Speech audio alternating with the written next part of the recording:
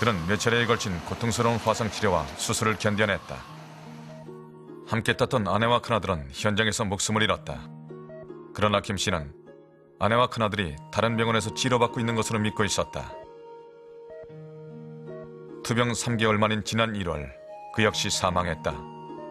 마지막 순간까지 그는 아내와 큰아들의 죽음을 알지 못했다.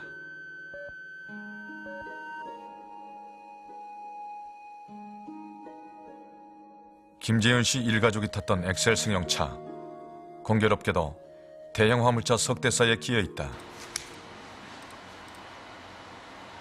대형 화물 차량과 사고의 심각성 사이에는 어떤 관계가 있을까? 컴퓨터 시뮬레이션으로 사고 당시 상황을 입력, 대형 차량의 파괴력을 알아보기로 했다.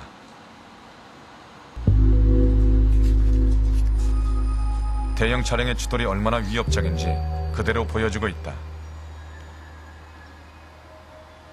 우리가 볼링을 생각한다면 볼링공 하나가 이 10개의 핀을 갖다가 완전히 틀어놓는 것과 마찬가지로 무게차가 이것도 상당 부분, 그러니까 최소 10배 정도 나기 때문에 이 충격하면서 그 앞에 선행된 그 승용차들을 다 흐트러 놓을 수 있습니다. 당시 사고를 일으켰던 대형 화물 차량들, 짐을 실지 않았던 25톤 화물 차량은 차체 무게만도 12톤에 달한다.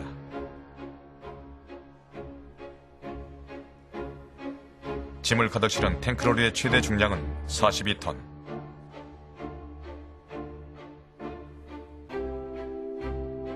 이처럼 엄청난 무게의 대형 화물 차량이 현장을 차례로 덮쳤다.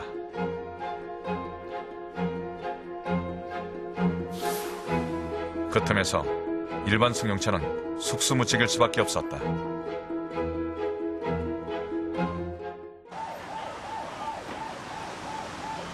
사고 직후의 수습 현장. 이 현장에서 또 다른 문제를 발견할 수 있다. 23톤 화물 차량. 바퀴는 완전히 파손되었고 차체는 분리된 채 수습되고 있다. 이렇게 된 것은 바로 속도 때문이었다. 이번 서해대교 사건에서 가장 피해가 컸던 차량이 23톤 트럭인데요. 23톤 트럭은 1차적으로 앞에 선행해 있던 이 탱크로리 차량을 충격하고 그 앞에 있던 또 23톤 차량은 대처 충격을 가했거든요. 그 충격을 가해서 차체가 다 완전히 분해되는, 그러니까 이 차량 앞머리 부분도 분해됐고, 그 다음에 이 적재한 부분이 분해돼 갖고 결국은 거기서 엔진이 드러난 현상이 나타났는데요. 그러니까 이런 거를 다 종합해 봤을 때 충돌 당시의 속도는 90에서 100km 정도였던 것 같습니다. 안개 속에서 과속으로 달려온 23톤 화물 차량은 엄청난 충격을 가했다. 운전자는 사고 당시 현장에서 사망했다. 왜 이 차량은 마지막 순간 속도를 줄이지 못했을까? 이 큰 차들이 짐을 실어놓으면은 그냥 승용차 마냥 탁 스치를 못해요. 이 밀려요, 차가. 왜 그날 더 했냐면은 바닷물이 미끄럽잖아요. 그 미끄러운 안개가 올라와가지고 도로를 깔아뜯단 말이에요. 그 도로가 젖었어요.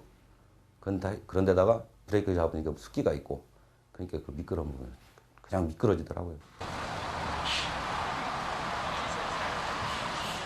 일본 오사카 인근의 센코 연수원.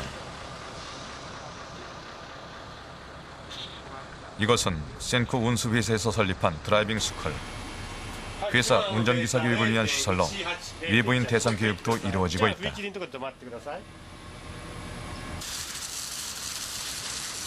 이곳에서 자동차 제동 시험을 해보기로 했다. 안전을 위해 도로 위에 물을 뿌린 상태에서 시험은 진행됐다. 먼저 승용차 제동 실험.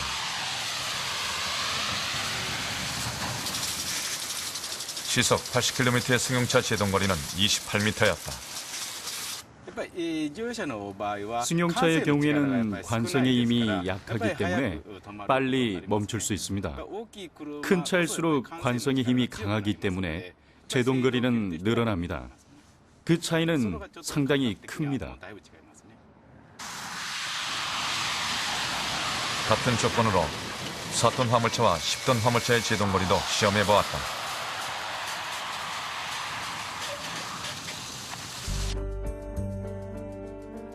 시속 80km일 경우 4톤 화물차는 42m, 10톤 화물차는 무려 48m에 이르렀다.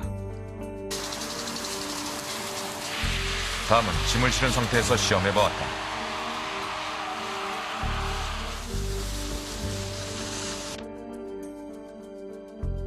짐을 실었을 경우 4톤 화물차는 3m, 10톤 화물차는 4m 더 제동거리가 길어졌다. 그러나 화물 차량의 급정거에는 또 다른 위험이 있었다. 바로 전복의 위험성이었다. 이 전복의 위험 때문에 화물 차량들은 급정거를 두려워하는 것이다. 화물을 실었을 경우에는 차량의 중심이 높아집니다. 화물을 싣고 급브레이크를 밟으면 옆으로 미끄러지면서 차량이 전복될 수도 있습니다. 그래서 화물차를 운전하는 사람들은 그걸 잘 알고 있기 때문에 화물을 싣고는 급브레이크 밟기를 두려워합니다. 트럭과 같은 사업용 차량의 경우 사고 발생 빈도가 높고 사고가 발생하면 치사율 또한 높다. 일반적으로 사업용 자동차 같은 경우는 회사 차량에 소속돼 있고 때로는 저 생계형으로 그게 하나의 생계 수단이 되기 때문에 이 조급한 심리도 같이 갖고 있습니다. 그래서 특별한 일이 아니면 그 이 속도나 이런 거에서 이 감속하지 않으려는 그런 특성들을 갖고 있는데요. 그러니까 그런 것들이 이번 이 사고처럼 어떤 특수한 상황하고 맞물리게 되면은 이 대형 사고로 갈 가능성이 굉장히 크죠. 이런 속성 때문에 사업용 차량은 일반 차량에 비해 무려 6배 이상 높은 사고 발생률을 보인다. 더 심각한 것은 인명피해. 사업용 차량의 사망사고율은 일반 차량의 4.5배에 이른다.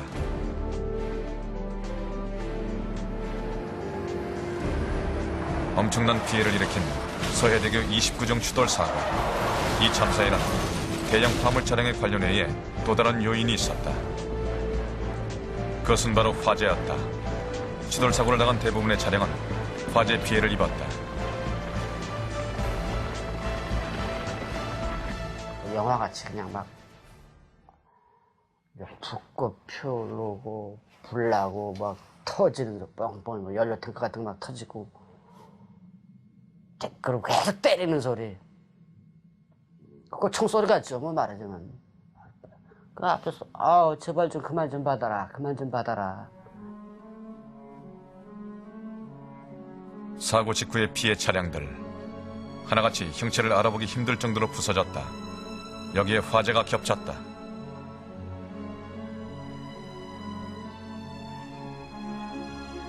차량의 외부뿐만 아니라 내부까지도 완전히 타버린 모습이다.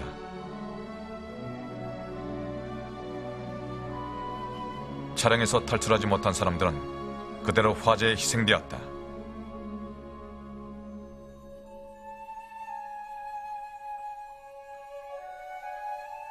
사고를 참사로 몰고 갔던 화재. 교통사고 현장에서 화재는 어떻게 일어났던 것일까? 화재 분석은 국립과학수사연구원이